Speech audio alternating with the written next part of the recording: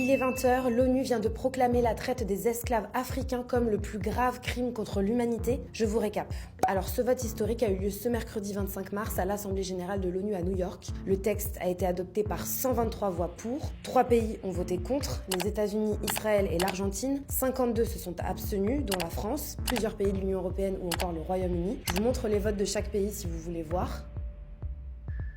Cette résolution, elle est portée par le Ghana. Elle vise à faire reconnaître l'ampleur, la durée, le caractère systémique, la brutalité et les conséquences durables qui continuent d'influer sur la vie de tous les peuples à travers des systèmes racialisés de travail, de propriété et de capital, un système qui a duré sur plus de 400 ans. Juste avant le vote, à la tribune, le président ghanéen John Dramani Mahama a déclaré « We're called to stand on the right side of history for the memory of the millions who suffered the indignity of the slave trade and those who continue to suffer racial discrimination. » Et donc pour le Ghana et plusieurs pays africains et caribéens comme le Sénégal, le Nigeria, la Jamaïque ou encore Haïti, cette résolution est vue comme une étape clé dans une revendication plus large, celle de faire avancer notamment la question des réparations. Depuis des années, ces États demandent des excuses officielles, la restitution des biens culturels volés et parfois des compensations financières pour les descendants des victimes. Pour le président du Ghana, il s'agit de montrer que la traite négrière transatlantique a structuré les inégalités actuelles et continue d'avoir des effets aujourd'hui. Il parle notamment de la nécessité de répondre à la cicatrice durable laissée par l'esclavage. Et donc c'est une première